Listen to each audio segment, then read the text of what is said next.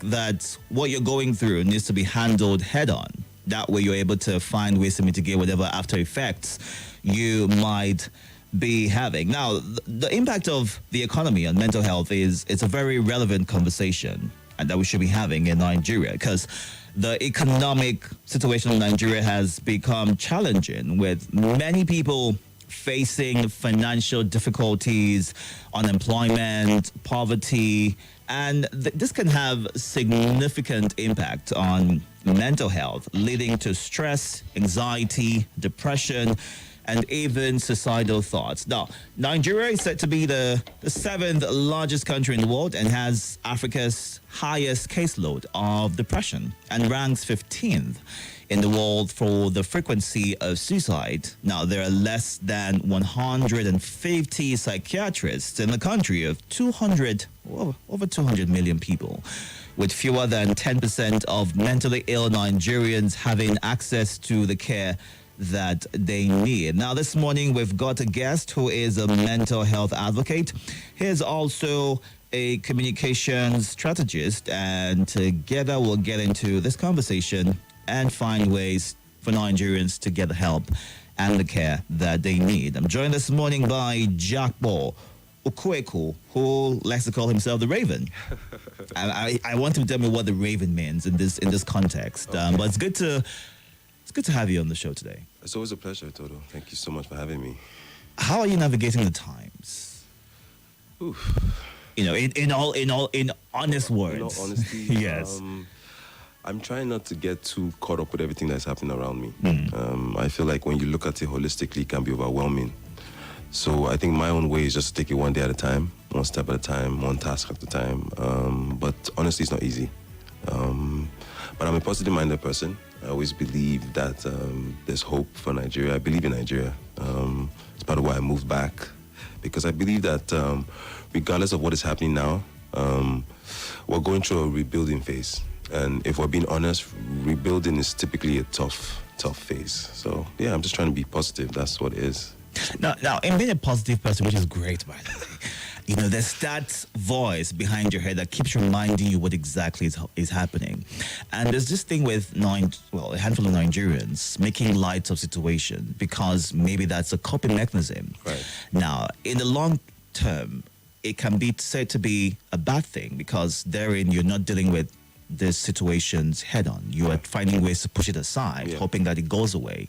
And there's that hope that keeps you going. But how can we be positive, still be honest, and find ways to keep our mental health in check? Because the numbers are not really good. And it's something that we need to, handle in the best way possible. Yeah, that's for sure. So the truth about it, like you said, is we have to be honest, be where we are right now. Things are tough. We can't change that. And then also we're having this conversation behind the scene where we're talking about how I was telling you how I feel like Nigeria, we've suffered from that statement that we're some of the happiest people in the world. So because of that, we tend not to process information. We just want to keep it going, keep it moving, which at times can be very dangerous because the things that you're facing, right, whether if you don't address them and you think you're shoving them aside, they'll still catch up with you in front. So it's really, really tough. I'm not even going to lie. But another thing that I feel is important is be particular about how much of this news that you consume, this doom and gloom news sometimes it's overwhelming. Sometimes it makes the problem seem bigger than it is, actually. But then when you're dealing with things like hunger, just the basic things that you can't fix, like for instance, where I live now, like we have issues with our gen, and I'm just like, oh my God. Are you on band A or band? What band are you? Do you have an idea? I think it might be band A or band B, but then some days, like we just go like the whole weekend, and I'm just like, oh my God. So as a Nigerian, even the people that are supposedly wealthy are feeling it as well, right? We're talking about like the prices of diesel, petrol. You go to the supermarket, right? You bought something last week or even 2 days ago, right? There's no guarantee that you pay the same price, right? So I feel like for me is, yes, things are tough, but this is our country. This is where we live. Just finding ways to exhale. One thing I always advise, I personally, is like when I feel overwhelmed and feel stressed, is I breathe. I do like this breathing thing. I like to just center myself a bit, take a deep breath. But then when you stop that, you feel a bit of calm, and then you push on. But it doesn't take the problems away. It doesn't change the problem. And now we know how this economic stressors, unemployment, poverty, debt can affect mental health, because a lot of people are having to depend on maybe loans or take loans from companies or family members or friends, and when it's the due date and you're unable to pay, there's that pressure that makes you start avoiding calls or avoiding messages, not reaching out to anyone because you're unable to pay as at when due. And this financial difficulties has also gone on to impact relationships and social connections, which are crucial to mental well-being. But what roles would you say that social support networks play in mitigating economic stress and promoting mental health? Okay, so you gave a very interesting start at the beginning in terms of like the depressive state of Nigeria and Africa in general, and also the suicide rate as well. It's ridiculous.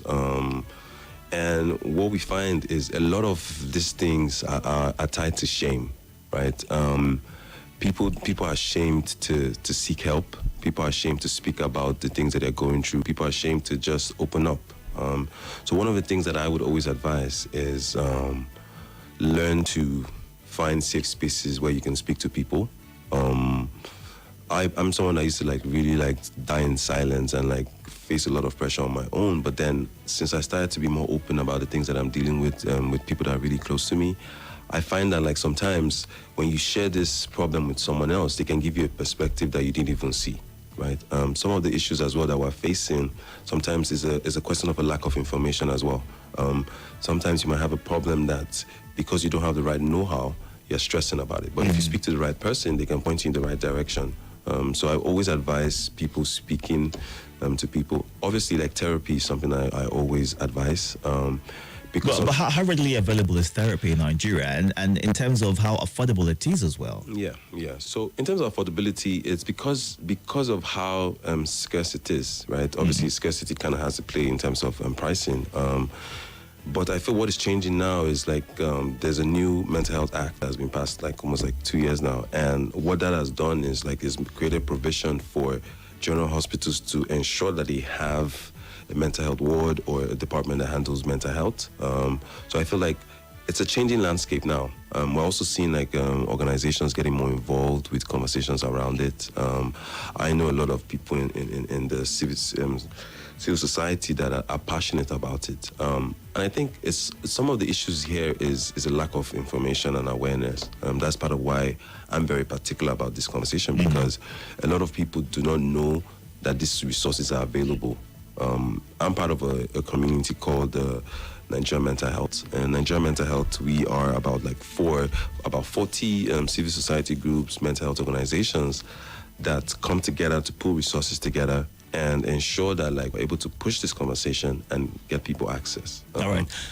Well, we're going to have you be a part of this conversation as well. And it'd be great to hear from you and learn from you how you are able to navigate the waters, how you're able to keep your mental health in check. It can be something really simple that you do, a tip that you can share with us today. And maybe we'll try it out and see how we're able to put a check on our mental health and others as well, and just be able to have a happy life, regardless of how things might be playing out in Nigeria.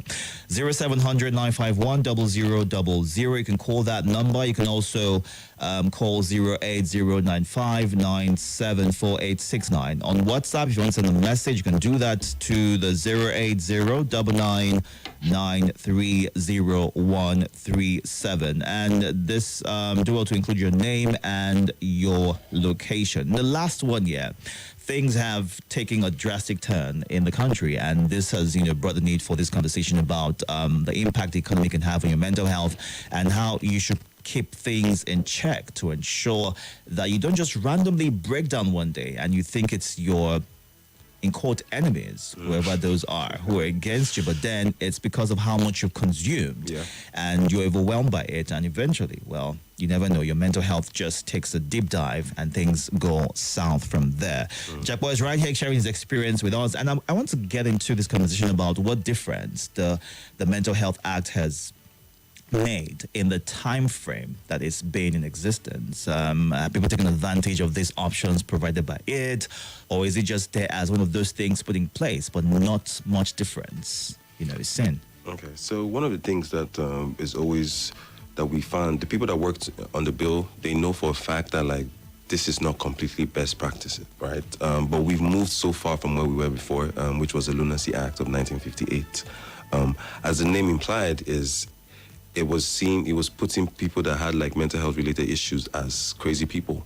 So one of the things that the bill has done is a quest to destigmatize that conversation and make people know that, like, you know what, the same way you think about your physical health, you should think about your mental health as well. Also talking earlier about in terms of the provisions for the general hospitals and stuff.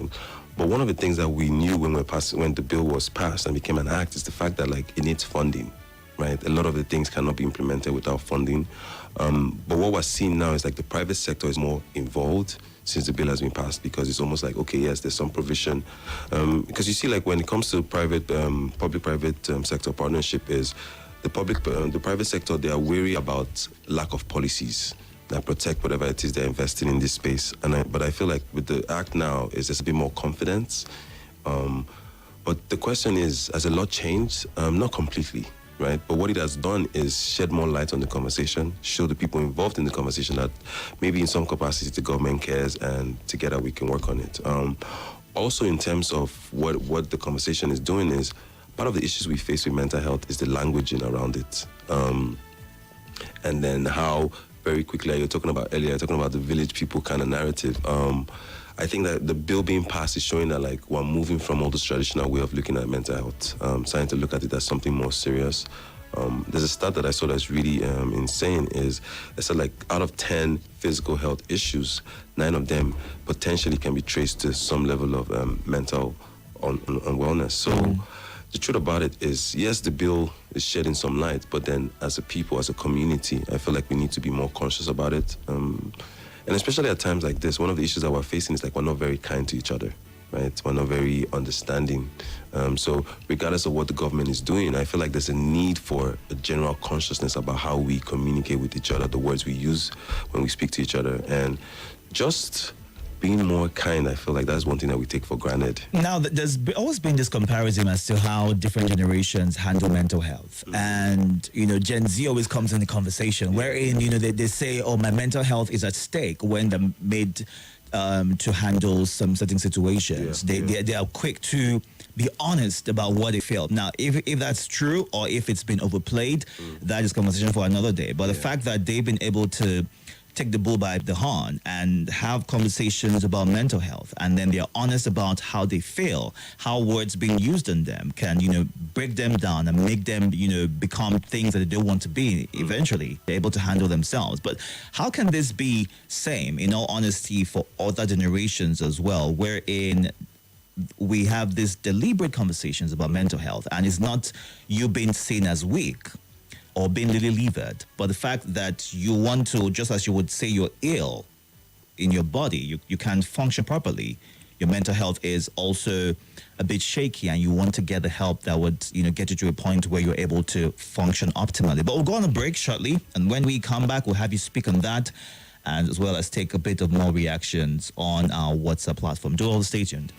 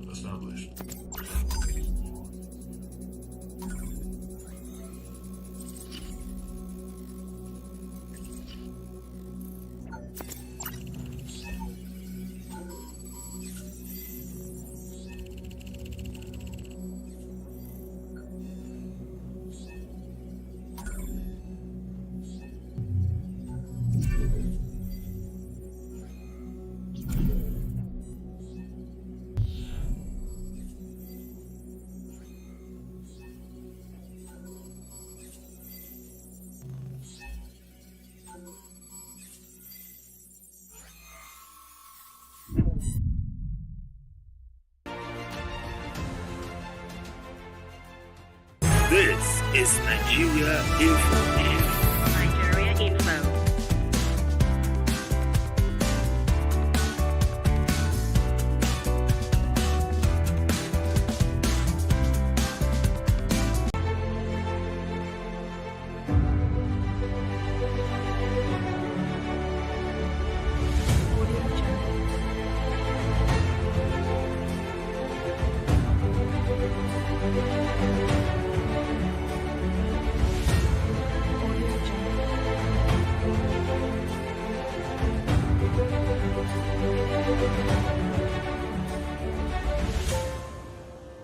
Audio Jungle.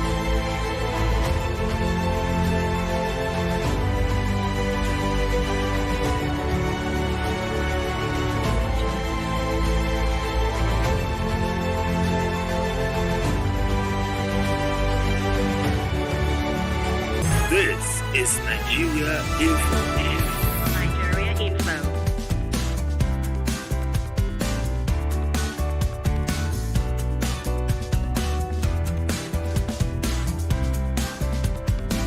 This is Nigeria Info.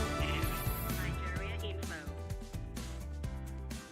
I keep my sunny side up so they can see me from above. I keep my sunny side up. No more running from the love. No more, no more. I keep my sunny side up so they can see me from above. I keep my sunny side up. No more running from the love. Yeah, hey, pour me up some OJ, have it fresh squeeze, sizzle up some pico and some bay leaves. Make sure that it's on low. Let the top breathe, let the top breathe. Gotta let the top breathe. Crack another egg on it. Me and you could make the best omelet. Yeah, never seasoned, so it's our timing. You can smell the good vibes rising. I keep my sunny side up so they can see me from above. I keep my sunny side up. No more running from the love. No more, no more. I keep my sunny side up so they can see me from above. I keep my sunny side up. No more running from the love. It goes sweet like sugar, smooth like cream, warm like the steam rising on my caffeine. Cozy as a coupe, had to get you in the loop. Cooking in the kitchen, all I really wanna do is crack another egg on it. Yeah, me and you can make the best omelet.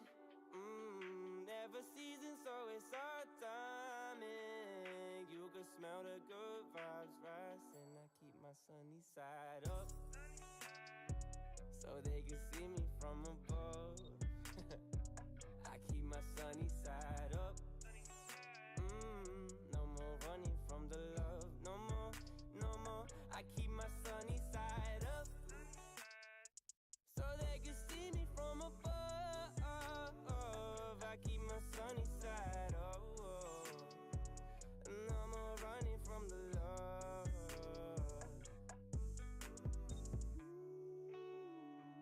I keep my sunny side up. You keep your sunny side up. We keep our sunny side up. This is Nigeria Info. I keep my sunny side up so they can see me from above. I keep my sunny side up. No more running from the love. No more, no more. I keep my sunny side up so they can see me from above.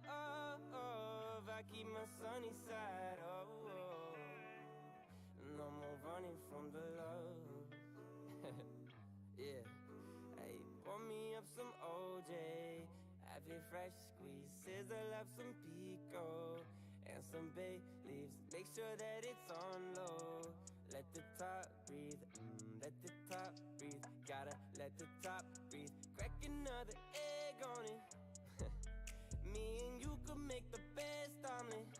Yeah, never seasoned, so it's our timing. You can smell the good vibes rising. I keep my sunny side up, so they can see me from above. I keep my sunny side up. No more running from the love. No more, no more. I keep my sunny side up, so they can see me from above. I keep my sunny side up. No more running from the love. It goes sweet like sugar, smooth like cream, warm like the steam rising on my caffeine. Cozy as a coupe, had to get you in the loop. Cooking in the kitchen, all I really wanna do is crack another egg on it. Yeah, me and you can make the best omelet. Never seasoned, so it's our time.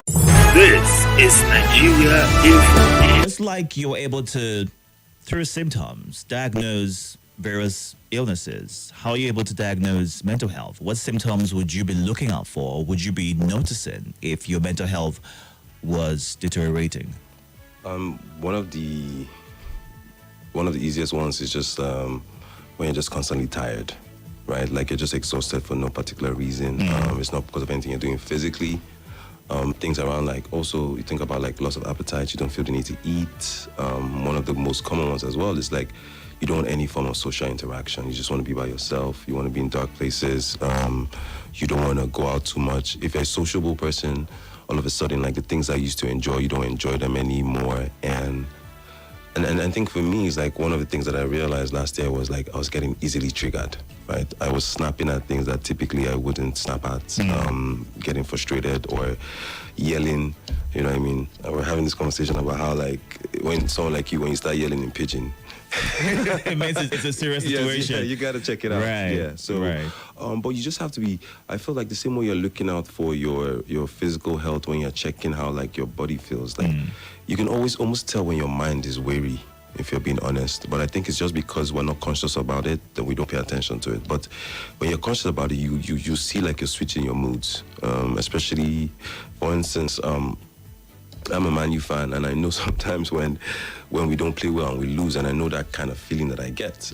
So typically that kind of feeling can just come up when there's nothing even happening. So it's almost like you've been suppressing these emotions for a while, and all of a sudden it's like now any small thing you're ready to explode somewhat. Now, I was asking you about how different generations handle, before the break, how different generations handle mental health and the conversations, and how a particular generation brings it up at various points, Right. whether it's necessary or not, it always comes up. So it just makes you have that conversation about mental health. Yeah. How can we do better?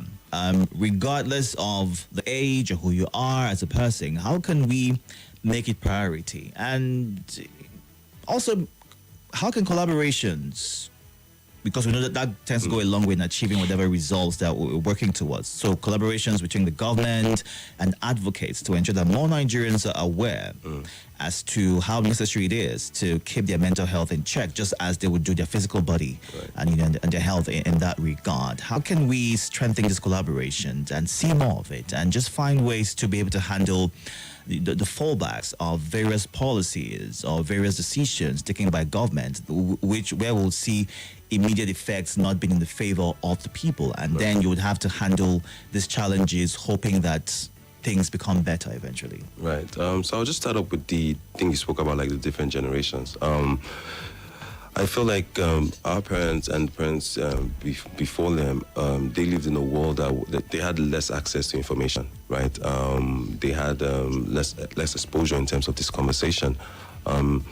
But then the younger generations, they seem to know more about it. But then and it has some pros and cons, because like when you're talking to people, when you work in the workspace as well, it's like you hear like employers saying that like people use mental health conversations as an excuse to be unproductive. So on one side, yes, we want to promote the conversation around like mental health, mental well-being, taking care of yourself, but we also have to be mindful as a society that we don't start to use as an excuse to be unproductive. So what I feel is very important is more conversations. I feel like in our society, there's not a lot of proper conversations between parents and their kids, and also like even between siblings as well. There's almost this like, oh, the parents are a messiah kind of person, and the kids are just like subjects in some households, and that can have a very adverse effect in terms of their mental health as well, because what you then start to see is issues that can be addressed at home are being taken outside, right? And then things like that, it's like these kids start to look for outlets outside home, which is very dangerous, and maybe look to drugs, maybe look to things around sex or all that kind of stuff. Another thing I feel that was an issue with the older generation is a lot of them, because the African culture we're very much about firmness and sternness and teaching people discipline. Even when they had issues that they wanted to speak to their parents around, they couldn't speak to them. One of the main things is things around like molestation, right? A lot of kids have gone through that kind of thing, but they never said to their parents, right? Because they are worried about the stigma and all that. So I think one of the major differences now between generations is the fact that like it's not as stigmatized. The conversation is not as stigmatized as it used to be.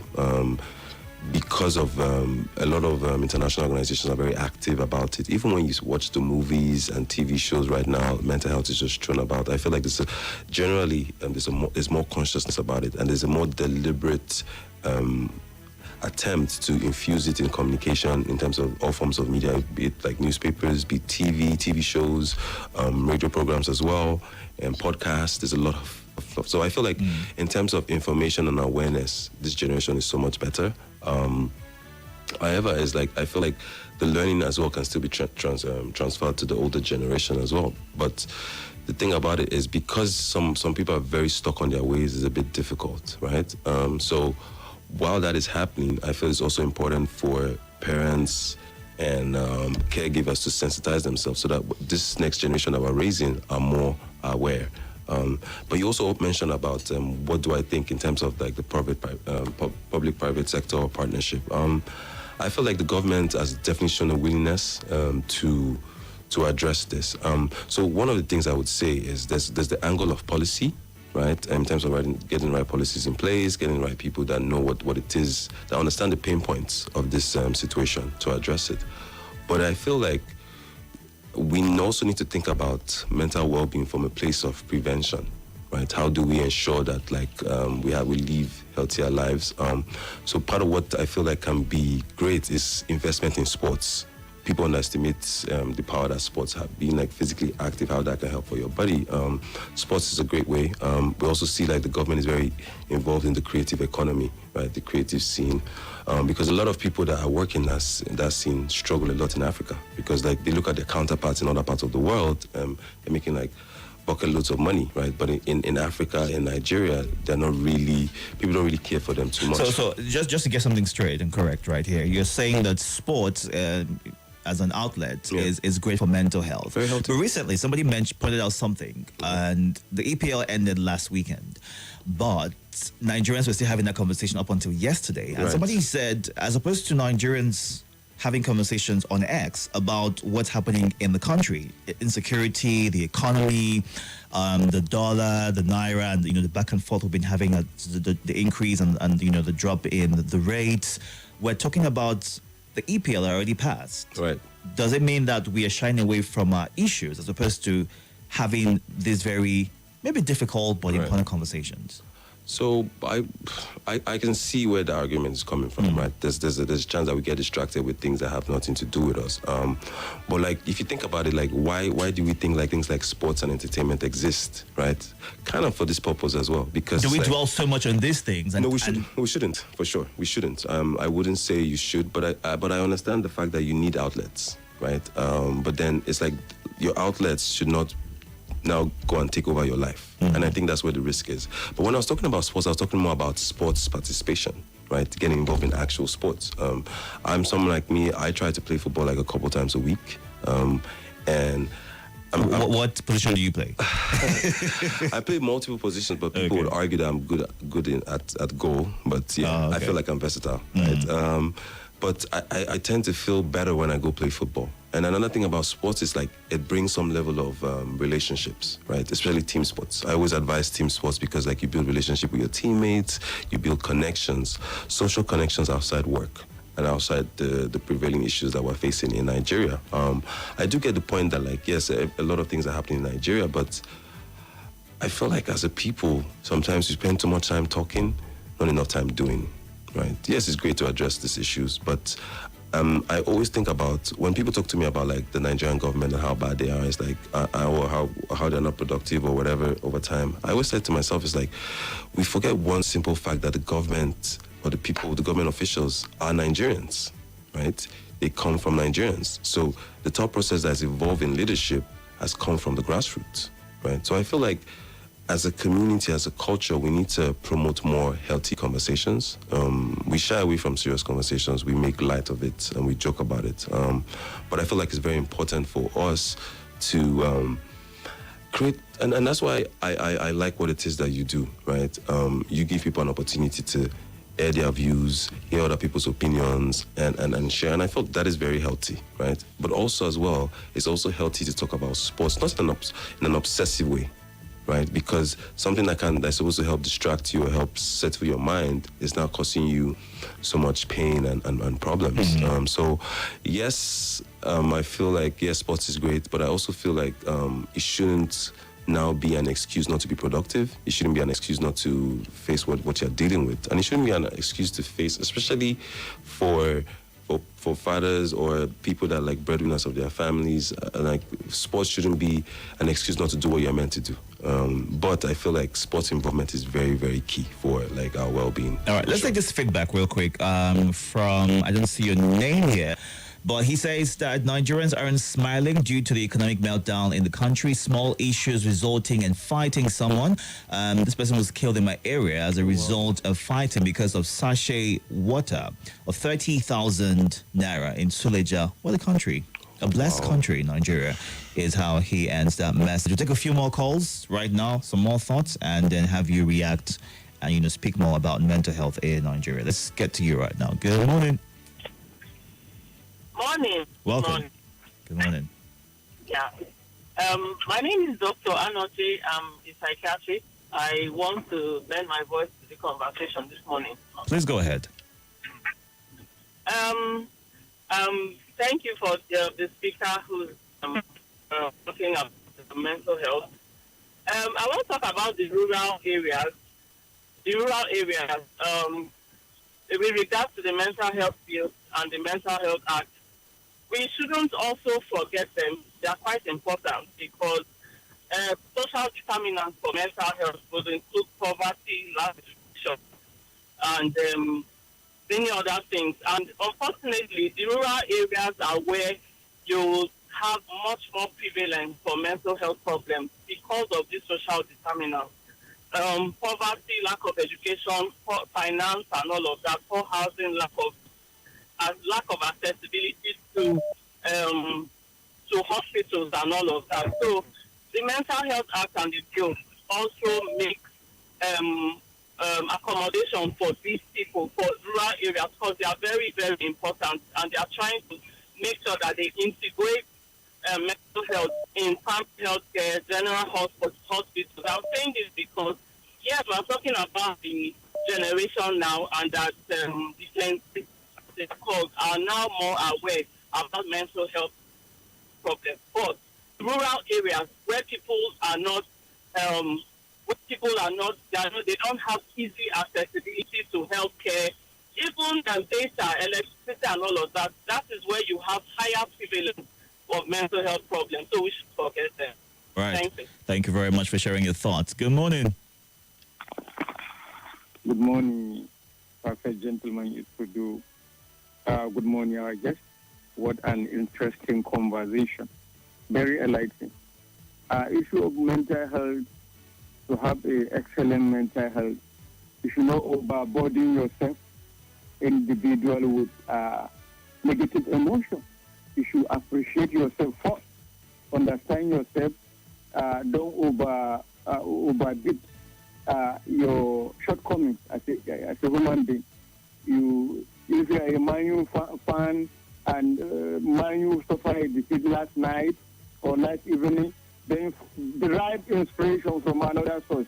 Maybe a clear weather, maybe a flying bird. There are a lot of things that will keep you happy in life. Or if they take a delight in reading spiritual literatures, there are a lot of things that will distract you. Or if you are a good a person who watches international movies, praise it, or international news, or sports, just like your speaker said. So you shouldn't. Bad leadership should not be your constant worries. There will be way alternative way out. That is my take. Thank you very much. Good morning. Sorry about that. If you can call back, let's get to you now. Welcome. Good morning. Yeah, good morning too. Good morning. Thank you. My name is Brian. I'm having a hard time hearing what you're saying. Do you want to readjust your Hello, positioning? can you hear me clearly now? It's improved now. Let's go ahead. Okay, I say my name is Ibrahim. I'm calling from the Koguma Jakpo. Welcome, Ibrahim. Yeah, thank you. I totally agree with your two guys here. Sports is not only about mental health. It got more to do with much more advantages. It can also improve your even physical wellness, your body works, it matters. Even your wellness, your youthfulness. I use my example. I also play all these Unko BFC Saturday football. I'm 51, but when you see me, you think 35. So it's good for your wellness. It's a tool for networking. It's a tool for self-esteem. So, but it comes to discipline. Yeah, it improves your discipline. If you are not a disciplined person, not indulge in sporting activities. In conclusion, also, it improves your analytical skills. Your analytical skills. Yeah, you tend to have more better critical thinking. Let's say in football punditry now, it's not just about the game. It's about being analytical and having critical thinking. Money. All right. Thank you very much for sharing your thoughts right there, Ibrahim. You mentioned something about Unkwabi FC. And for a second, I thought I didn't hear clearly, but apparently that's what he meant. The Saturday football thing where he tends to, relate with other people and, have conversations. But somebody mentioned, the psychiatrist mentioned about the marginalized communities, those in rural areas, and how they are adversely affected by situations and policies that play out in the country, and how they can also be carried along in terms of their mental health being top-notch. Yeah, so I think that was a very, very great point that she raised, especially when you look at the conditions that they live in. And the truth about what I always say is, like, the government cannot do it alone. I don't feel like we can expect the government to go all the way to the grassroots all the time. And that's why you have, like, people in the civil societies. You have, like, I know a lot of NGOs that we've gone to visit, like, ID camps, even, like, orphanage homes as well, because sometimes it's not just about food, right? When you're unwell, like, you can eat, but, like, you still feel like you're malnourished just because of the stress that you're going through. So I think it's very important that we address it. So that's what I also advise, and I always say I feel like the private sector has to play a very active role.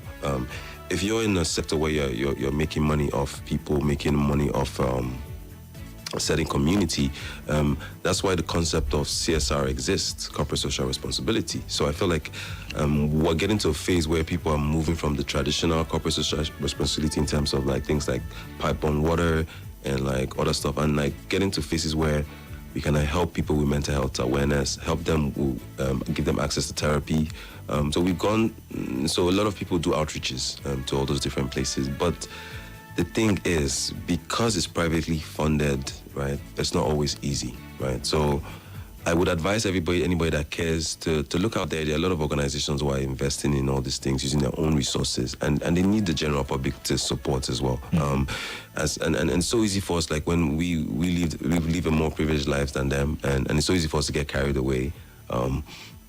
But another thing that I would say in my time in doing voluntary work is it kind of makes you a bit more grateful, right? Even in terms of your mental health as well, right? Being able to do things for people, being able to help. Volunteer work is something I always advise. It's something that's really helped me.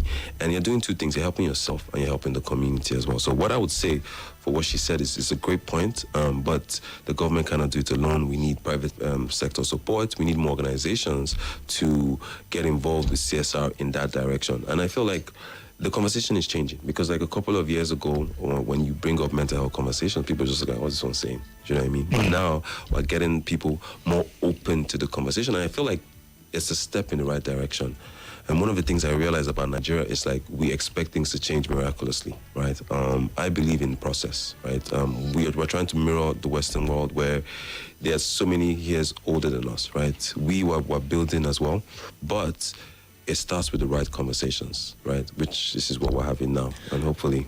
And that's a good place to wrap things up. I mean, hopefully we get to carry on and have more of these conversations and just get people better aware as to what exactly is going on and how they can take the bull by the horn and, have their mental health in check. Thank you so much, Jakpo Ukueku.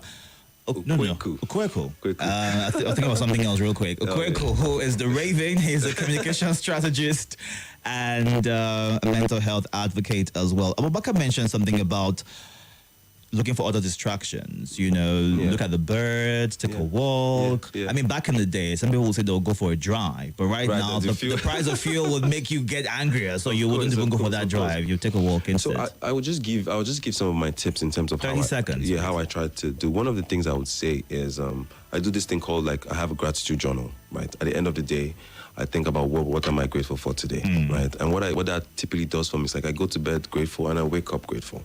And throughout my day, I'm looking for things to be grateful. Also take time in the morning before you grab your phone. Just meditate. Speak to yourself positively. I would just say, Jakpo, you're great. Don't be in a hurry to check IG. Yes, yeah. I say, Jakpo, you're great. You have an amazing day. And I see it kind of sets the tone for myself. Also, be very mindful of the kind of information that you consume, right? It's your mind. It's your thought process. Be deliberate about what you read. Not everything deserves your attention as well. Sports is great, and sports helps you build community, helps you build relationship, and it's good for your physical well-being as well. And I feel like one of the things that we underestimate the most is kindness. They say kindness benefits three people: the person who's receiving the kind act, the person who is being kind, and the people watching are inspired by kindness. Do you know what I mean? So I just say, Nigerians, I know it's a tough time right now, but let's just stick together, show each other love. I feel like it's not one man can solve this problem, but together, I feel like we can have a more mentally stable Nigeria. All right, in case you missed the conversation, you can go onto our YouTube and Facebook pages right now at Nigeria Info Abuja. Catch up and still be a part of it. Drop your thoughts and your comments. And that's the show for today. See you tomorrow. Ensure that you stay hydrated, stay safe, stay well. My name is Itodo.